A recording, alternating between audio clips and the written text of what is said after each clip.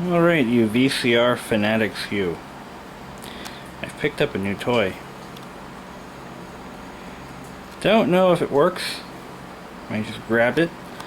It's missing the power cord. Because this is a Pro Series VCR, it has a detachable power cord. It uses a typical radio style power cord. So I've grabbed one from my pile here.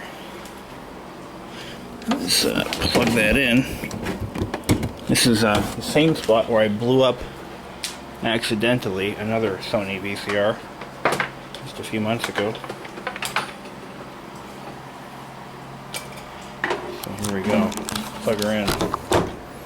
I haven't opened it up yet. I noticed the cassette door is partially open. Don't know why. Looks like it's got power. This is the first VCR I've ever seen with a this door's partially stuck open. So it turns on and off. Oh wow, it even glows. Neat. I like that. It stops glowing when you turn it on. Strange. Anyway, not sure why the door's stuck open. I guess I'll figure that out in a minute.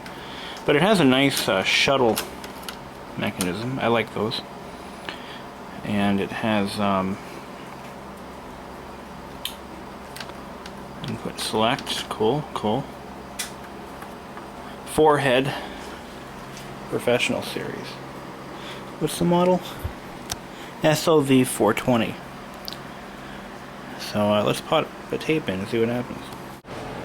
I'm hoping I can use that VCR to replace my beloved RCA, which, if you didn't see this in my previous video, this is the identical VCR that my parents bought new in 1989. They bought one from Leechmere, which is a local chain store, department store. In fact, I was with my dad when he bought it. And this is the one he bought. Well, this is the same exact unit. That one actually lasted about 10 hard years before we finally got rid of it. What happened was the head locked up on it, and the bearings were never right since. Now, I picked this one out of the trash with the original remote, and it's only a 2-head mono. So because I've got this TV here, I would rather have a 4-head stereo, but I'll take what I can get. And since history has taught me never to trust a VCR newer than 1994, this might fit the bill. Now let's see if it takes the tape. If it eats the tape, no biggie. Okay, we've got a problem. So, let's see what's going on. Judging from the production date, this was made in, let's see, well, the month section only goes up to 9, so that's not months, but it was made in 1994. Anyway,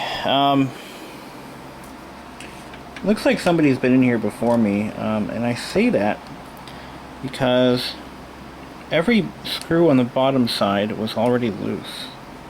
So somebody's been in here. Now these belts are kind of floppy. These are the transport belts that we're looking at here, and I'm going to bring it to the fully retract ejected position. There we are.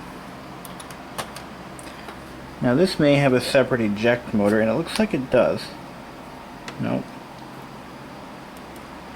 That's just the capstan drive.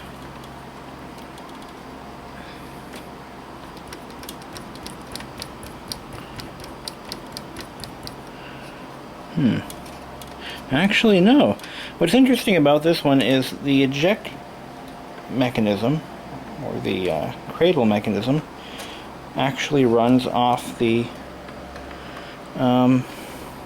capstan drive. I don't think I've ever seen one set up that way before. That's kind of stupid, actually.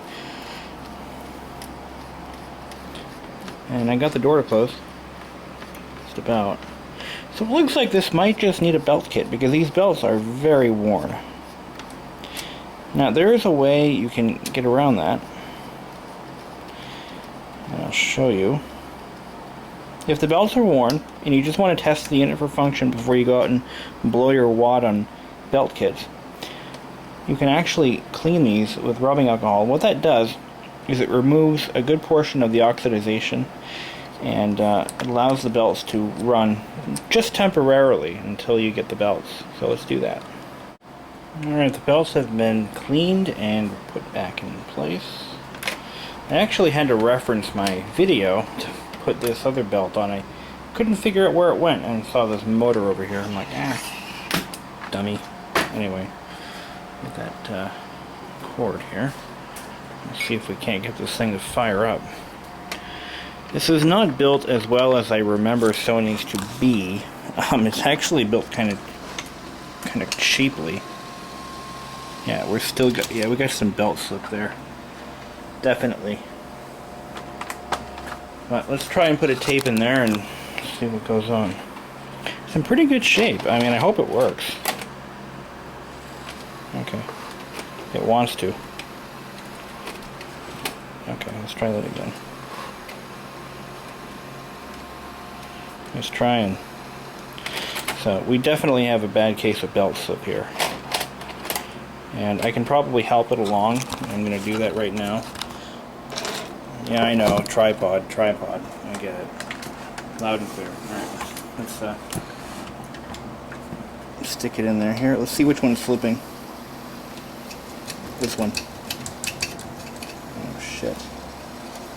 Now it wants to throw the tape out. Damn it. Now it's stuck. Can you see that? That pulley's not moving. Alright. Let's turn it off. Back on again.